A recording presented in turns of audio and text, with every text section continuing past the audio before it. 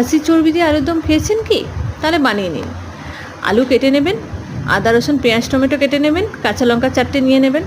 এদিকে চর্বিটা ধুয়ে রেখে দিয়েছিলাম, আদা রসুন পেঁয়াজ টমেটো ভালো করে মিক্সিং বলে নিয়ে পেস্ট করে নিয়েছিলাম, ব্যাস। এদিকে কড়াই তেল গরম করে আলুগুলো দিয়ে সামান্য পরিমাণে নুন দিয়ে দিয়েছিলাম, দিয়ে লাল লাল করে ভেজে তুলে রেখে দিয়েছি। এই অবধি ঠিক আছে। এরপরে খেলা শুরু। দুটো তেজপাতা তেলের মধ্যে দিয়ে মশলাগুলো দিয়ে দিলাম, ভালো করে ভেজে নেড়ে চেড়ে নিয়ে তারপরে গুঁড়ো মশলা দিয়ে দিলাম, লঙ্কা হলুদ ধনে গুঁড়ো পরিমাণ মতো দিয়ে সামান্য জল দিয়ে কষিয়ে নিয়ে ব্যাস কেটে রাখা চর্বির টুকরোগুলো দিয়ে আবার ভালো করে কষিয়ে নিলাম।